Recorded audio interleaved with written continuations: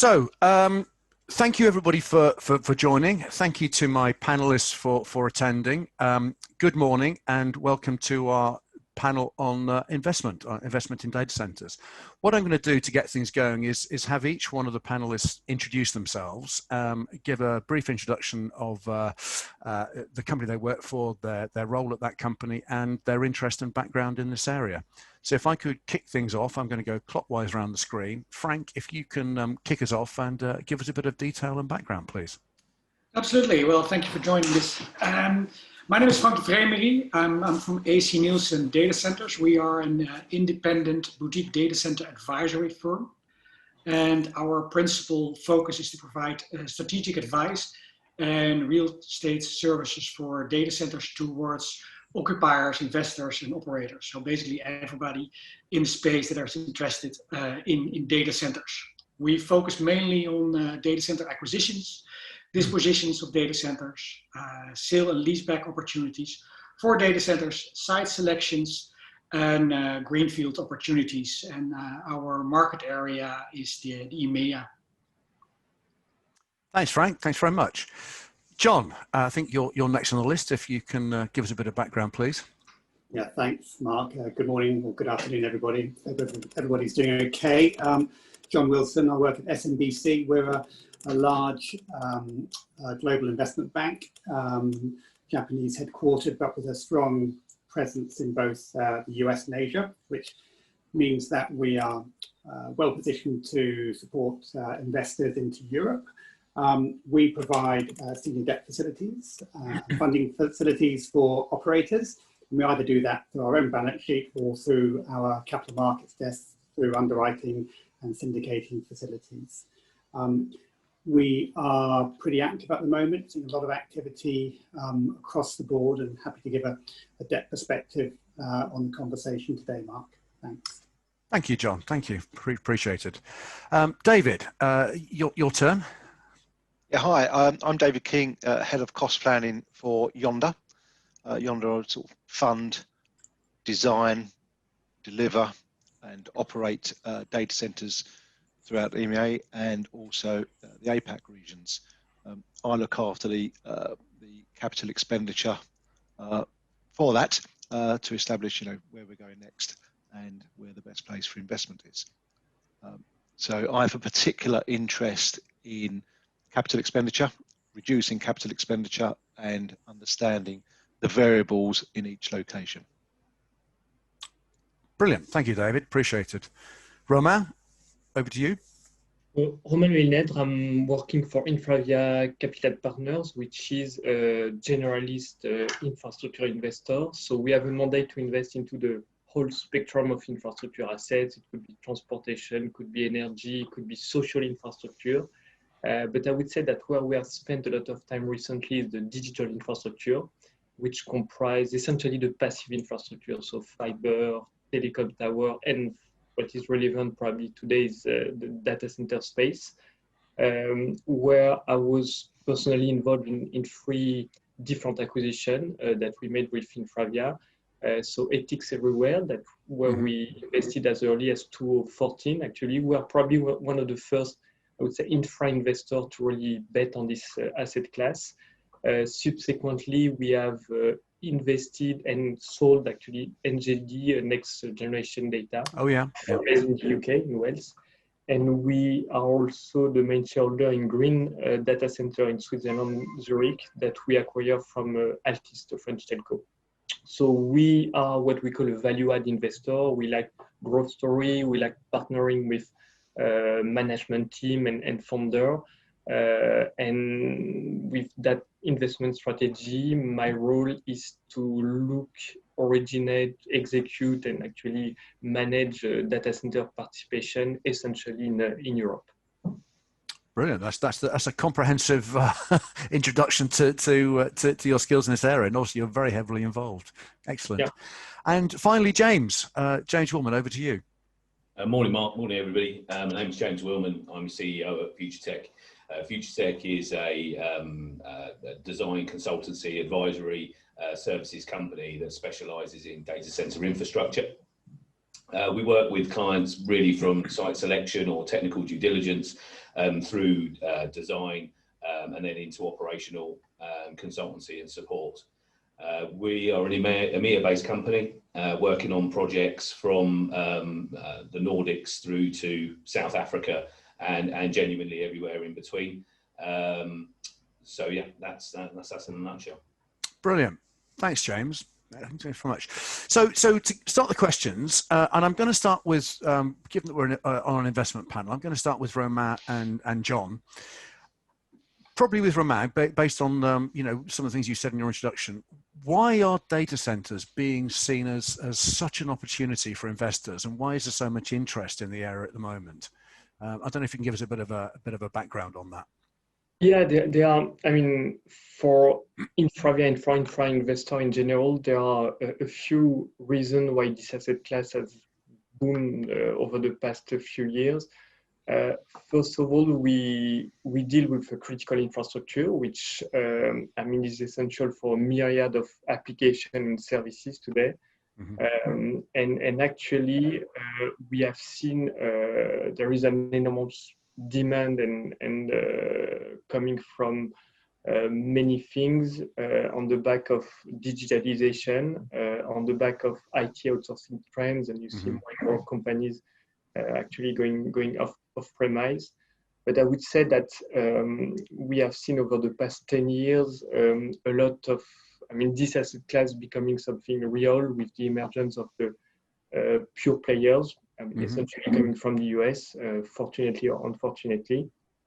And I think for us as an infra investor, what we like is that generally speaking, the business model is underpinned, by long-term contract. And also as an infra investor, it's purely capital intensive because it remains critical infrastructure.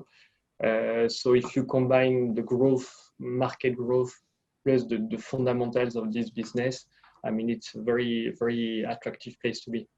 Okay, thank you. And John, is that your perspective as well? I saw you nodding there occasionally. Is that your experience too?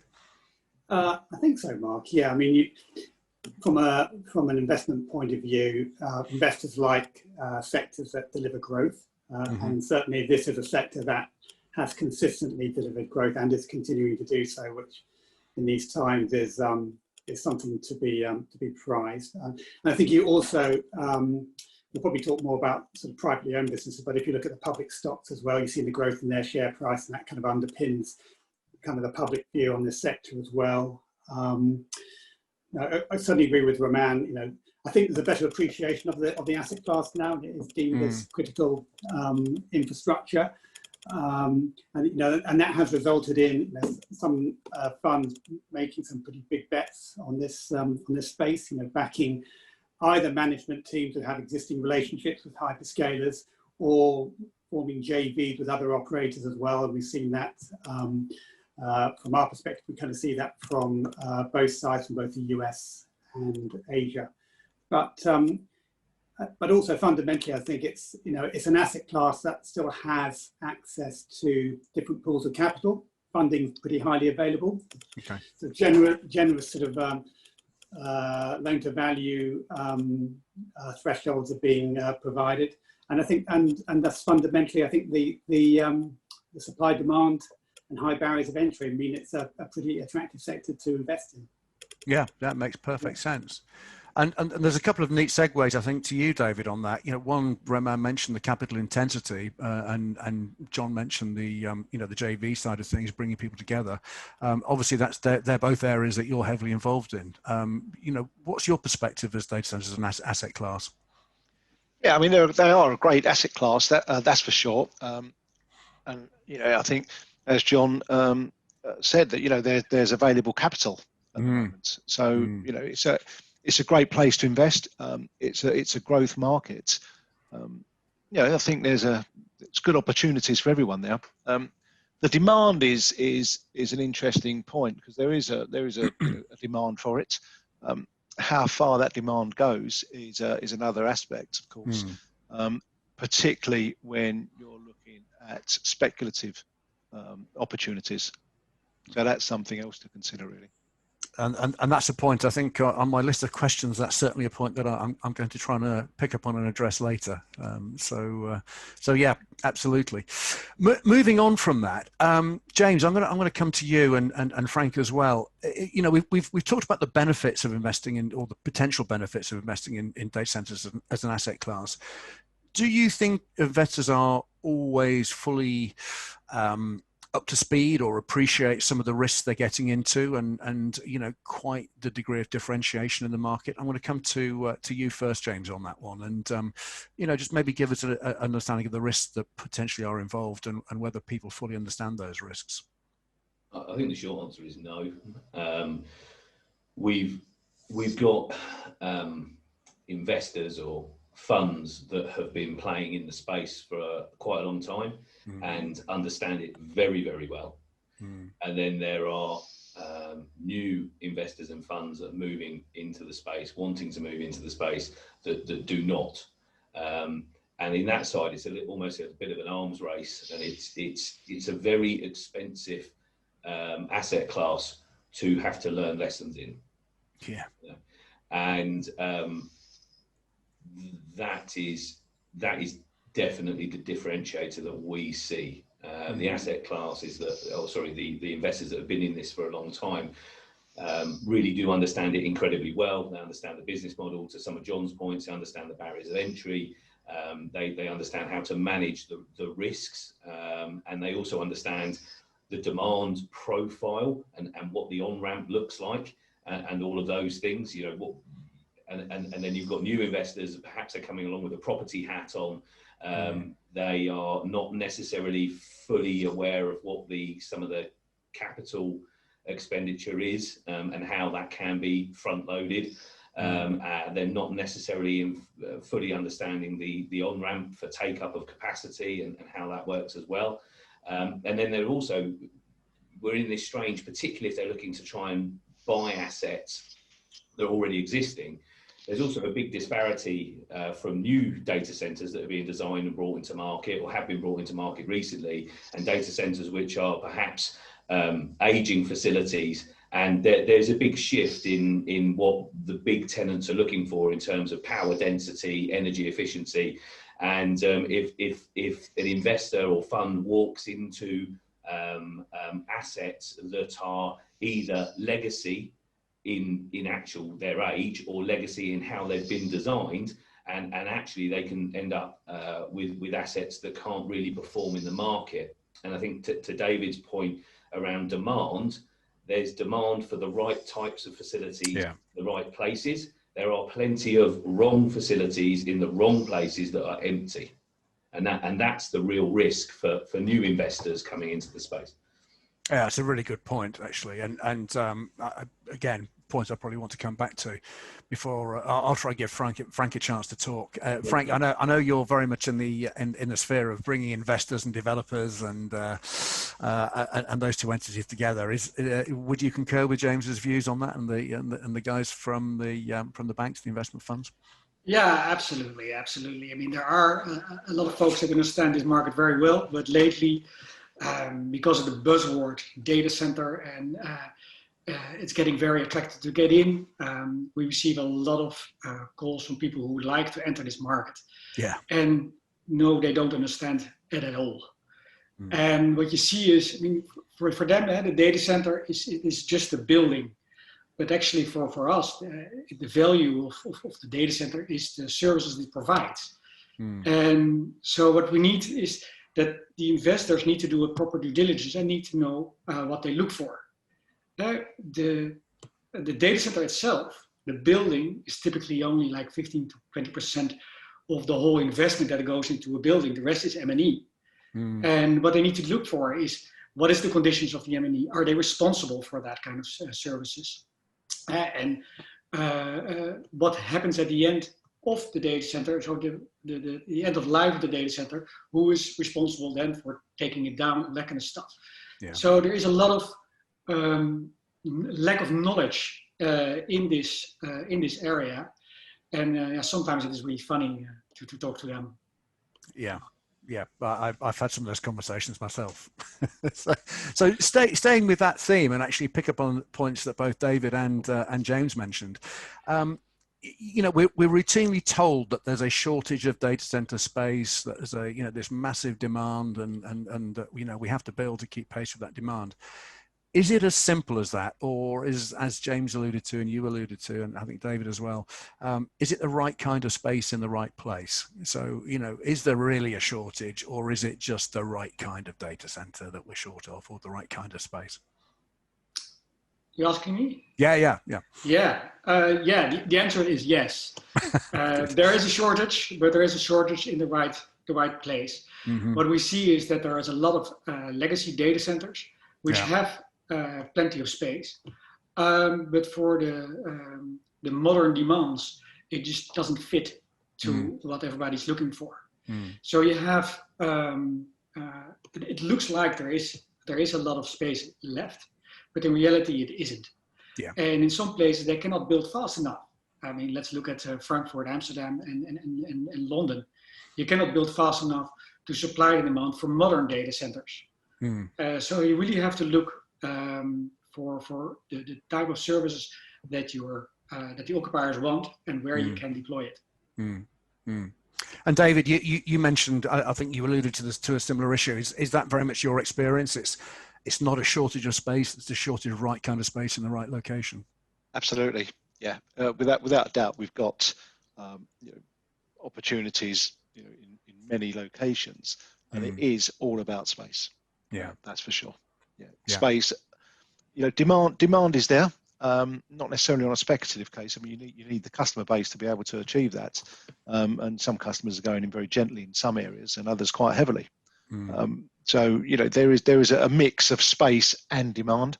And then, you know, capital is available. I mean, we've mentioned that, but you know, you can have a speculative sort of colo, but to get a 200 megawatt you know, hyperscale campus is a sort of totally different ballgame, and that does need sort of careful consideration.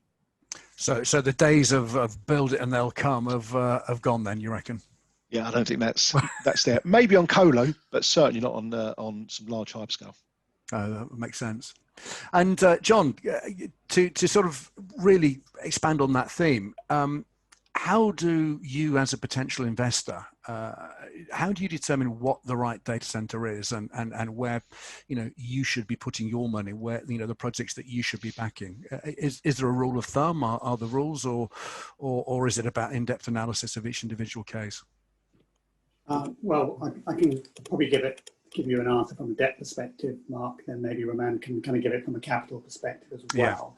You know, the key parts for us are, number one, which underpins the attractiveness of the sector to long-term debt investors, is the quality of the cash flows.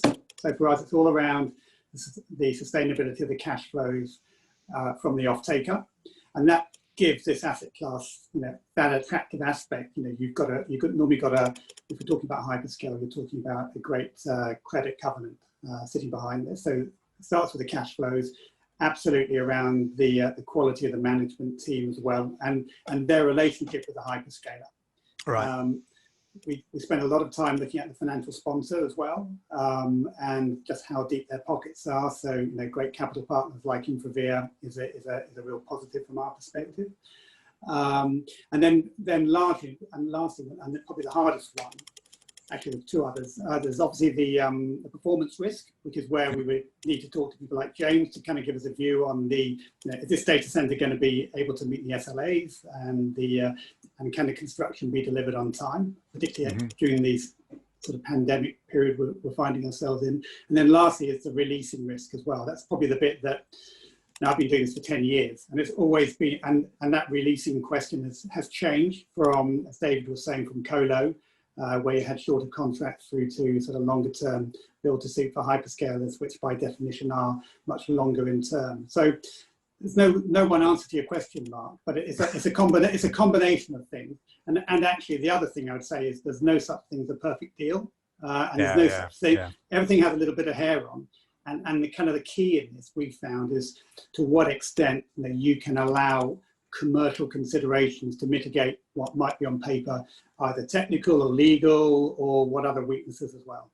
So yeah, that's from a debt perspective. I mean, Romain, you might want to chip in on from the capital side. I fully concur, and I would add two things from an investment standpoint. The way we look at specific assets or specific companies, ultimately, this is not only a matter of investing in the right facility. And for us, there are three main criteria which tells you whether this is a good facility or something which is a dog. Combination of, location.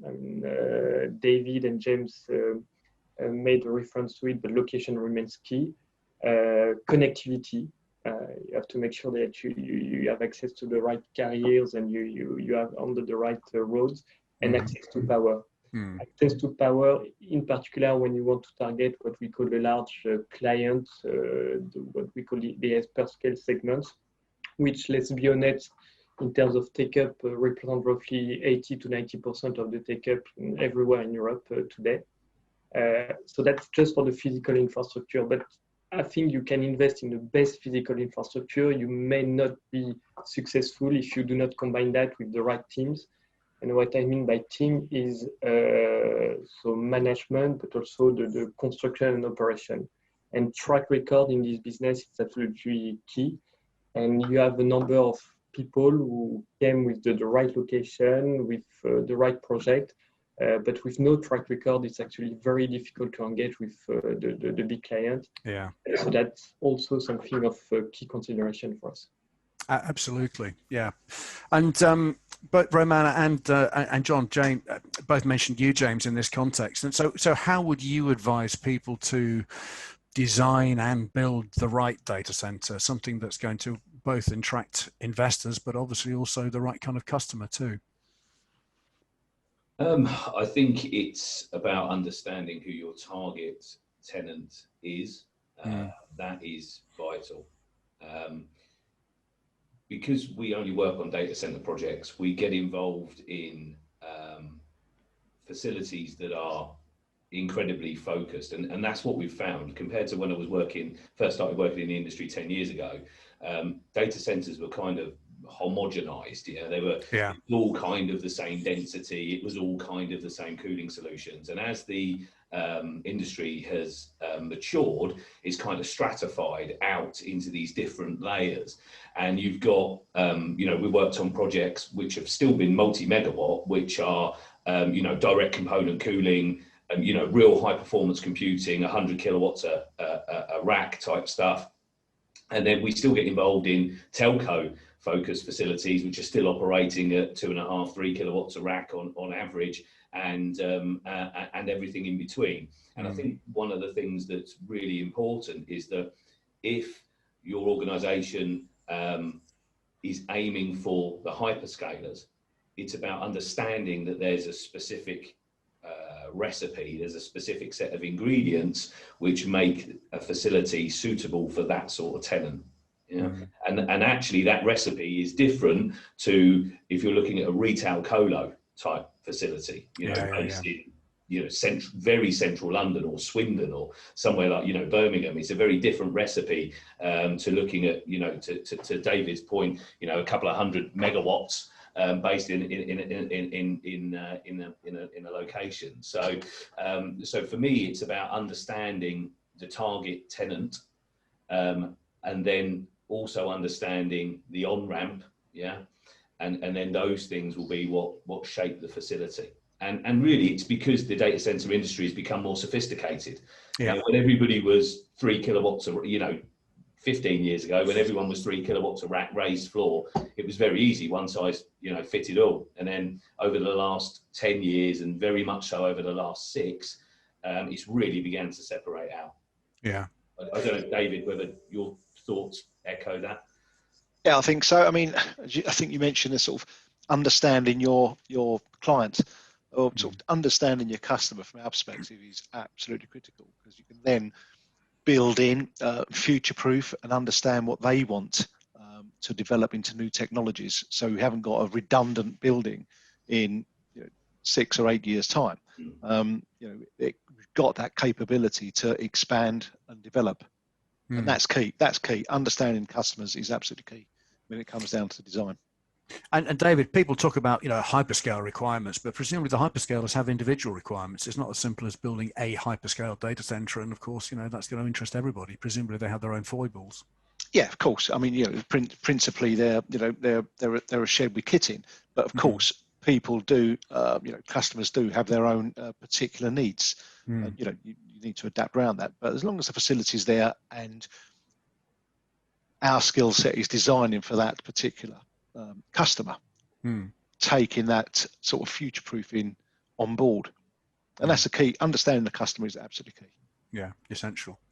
Frank, and sorry, go on. Sorry, Mark, I would just say the kind of big differences, though, the kind of cardinal sin is to say that tenants often have the same requirements. But if you're looking at the hyperscale tenants, the commonality is the power density, is the size of the equipment that they're trying to get into these facilities. They're not bringing in individual server racks anymore. They're bringing in 55 fully populated racks that they need to be able to get from a truck to underneath their bus bar tap off point easily and quickly. And it's these things which are the common elements. And in reality, when we look at legacy sites, it's all the common elements across the different types of tenants is actually where the legacy sites fall down.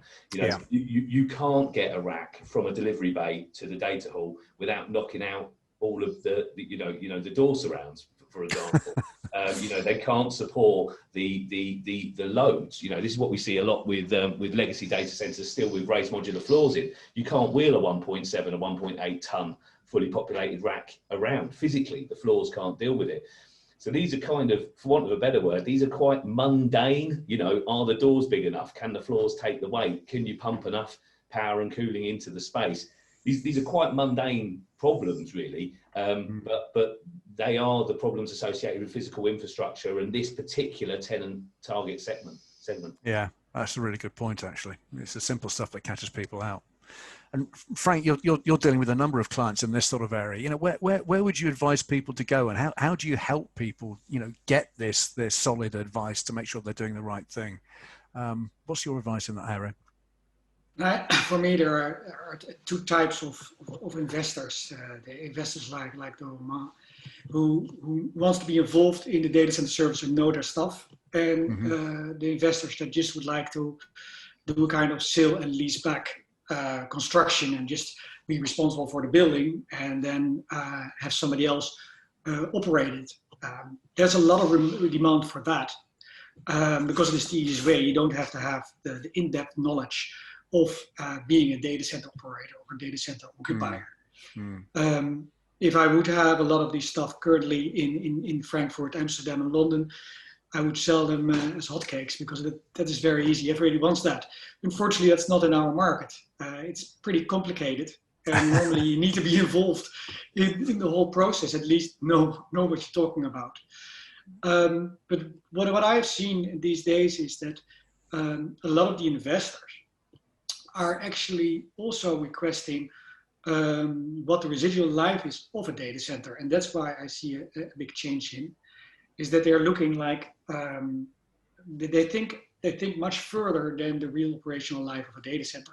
Okay. So say in 15 years, 20 years, when a data center moves out, what can I do with the building? And for them, that is important. And then they're looking at where is the data center situated.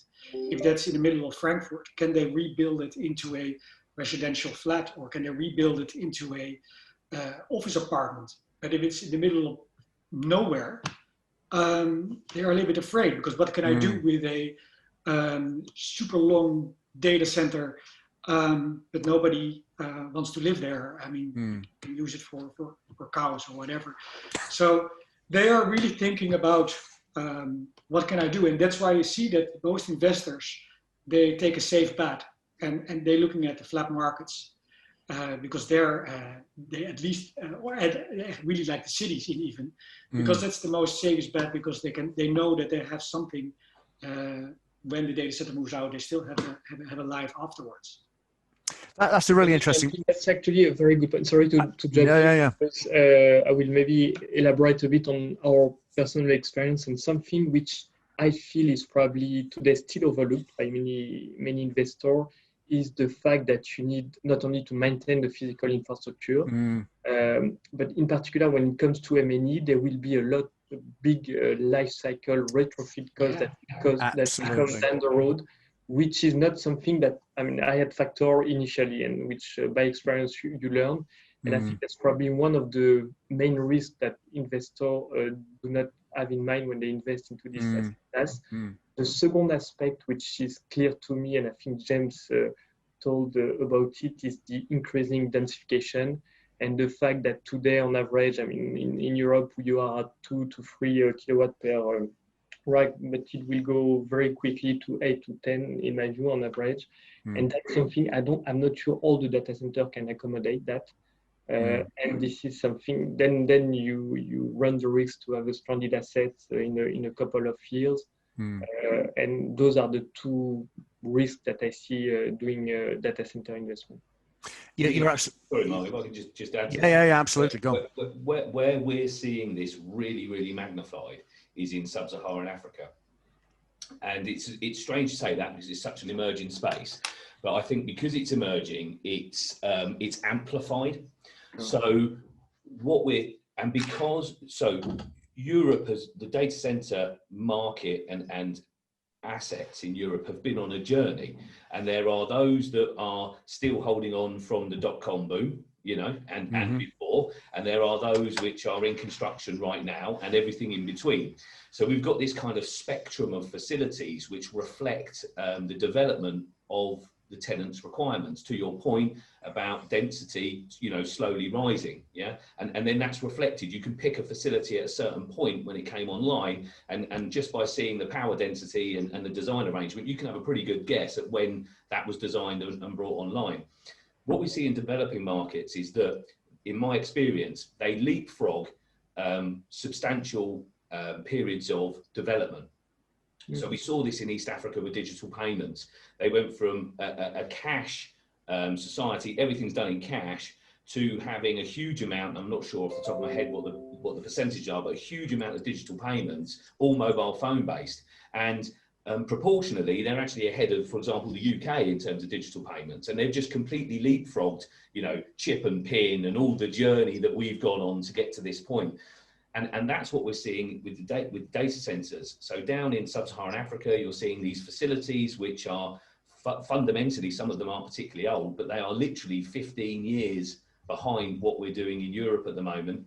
And then you've got new facilities that are being designed and in some cases built right now, which are absolutely in line with cutting edge facilities today in Europe. And then, you've got almost, for want of a better description, you've got like a 15-year development void between facilities, and some of these sites have actually come online within the last 2, 3, 4 years, but they're effectively 15 years behind new sites which are coming along online today. And I think it's really amplified in that market because you don't have this progression that we've had here in Europe. And I think there's probably developing markets in Europe which are going to have this same amplification. I'm just not aware of them at the moment. But you might find, I don't know, if you were to go to Warsaw, for example, you might find maybe not quite as exaggerated, but there's a similar sort of void between very new sites coming online that are using very mature design philosophies versus assets that were brought online 4 years ago, which are fundamentally, it's as if they were designed and built in the 90s, Yeah. And it goes right back to designing exactly the right kind of data center using the right technology, doesn't it, as we were discussing earlier? Mark, on our side, one of the things that we're starting to think about now is trying to keep it current and to the point is obviously is how is the pandemic affecting how data centers will be designed? Will that mean that the build cost will increase, where there needs to be more remote monitoring or where there needs to be more staff kept off site as well. So, and that's relevant for us as debt investors because that absolutely affects the economics and therefore the cash flows of these deals as well. So, to James's point, I think for us as investors trying to keep up with what's going on and the design of these data centers. I mean, now, the other point I would say is if we go over to the Nordics at the moment, we're seeing a lot of activity in HPC as well. I'm trying to understand the relationship with that as well and how that will play out from an investment point of view in, as Romain says, 10, 15 years' time. Well, that's right. Maybe I can, Mark, maybe I can add to that. Because yeah, go ahead. Absolutely. You touched the subject of COVID-19. How horrible that is for the world. I think in our industry, well, we benefit a little bit from it, because if you haven't been in the cloud today as a company, you will. You see a great movement into the cloud. You see a great movement like using services like we are using right now. Normally we would have been in a big hall and everybody would be watching us. And now it is via a Zoom meeting or a WebEx, whatever we're using. So the growth that was already anticipated for the coming years with the IA, with the self-driving cars, is now increased dramatically because of this whole COVID-19. So the demand for data center service in the coming years will even outstrip any build we can do. So yeah. And John makes a good point. You know, we are becoming increasingly used to, say, managing remotely, doing things remotely. Yeah. You know, maybe we have less dependency on those 24/7 teams. So designs will presumably need to change to accommodate those features. Is that something you see coming down the pipe, David? Yeah, without a doubt. You know, I think we mentioned sort of capital expenditure is one thing, and understanding that is key. Operational expenditure is again. It's a real factor. Absolutely. Particularly with the COVID, remote monitoring is key. But yeah, design is changing for COVID. We haven't yet seen it. That will be sometime down the line, I'm sure. But yes, it will definitely tweak. Probably more on the operational side rather than the actual the infrastructure side. It's sort of managing the infrastructure rather than the change in the infrastructure, one would assume. Well, I'm not sure. I think you might see a change in some of the infrastructure to facilitate the change in the OpEx. Yeah, maybe. And I suppose as we get more dependency at the higher levels, more application dependency, etc., then again, there's an assumption that the underlying data center design would change, I would assume. Yeah. Brilliant. So we are rapidly reaching the end of the session. I'm going to wrap up with one question to each of you, and essentially, let's work on the premise that we have a wonderful data center project and it's in the right location. How do I attract investors to that project? How do I get people to actually invest in it? Gain their interest and hopefully find the correct sort of funding to make it proceed. David, I'm going to start with you on that. Since you're heavily involved in this area, what would be your advice if you're seeking funding for a data center project? And bear in mind some of the things we've already said. Yeah, there are two things here. Understanding CapEx, outside of the investment section, understanding CapEx, understanding OpEx. We spent a lot of time in driving those costs, which of course has affected yield. But one of the biggest things we would suggest is find the right partner. Okay. Find someone with experience of delivering megawatts. There are lots of people entering the market, and we can all catch a cold if you're investing. Yeah. So find the right partner with experience of delivering megawatts online. That's really good advice. Thank you, Romain. From your side. Yeah, so I'm a financial investor, so we'll look at well, that's why I'm asking the question. What do you want to hear? So for us, we will certainly partner with experienced people. Could be actually within this project. Could be on the equity side with us. Could be with advisors such as David. But I would say what we'll have to make sure is that ultimately this project will have a demand. So I will have to make sure I would like to have some visibility as to the ability of this project to tomorrow attract some hyperscale or maybe some retail colo demands. I will try to gather some market intelligence to make sure that this facility has the good feature to be attractive to the demand. And I think my criteria will hopefully be similar to John, which will provide some data at some point to me. Perfect, thank you. James, from your perspective, what would your advice be? Well, aside from agreeing with David around having fully matured CapEx and OpEx understanding and fully matured with contracts in a position to be let, with your supply chain, so it's fully understood and quantified and fixed. The other one is not being too flippant, but have a contract signed with a large tenant for the capacity. That seems to be the silver bullet. And how do you suggest people do that?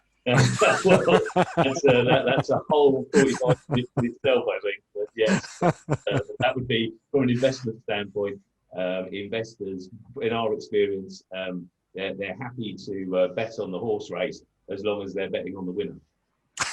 Good point. Nice one. Frank, you're again focused on this sort of area. How would you advise people to go ahead?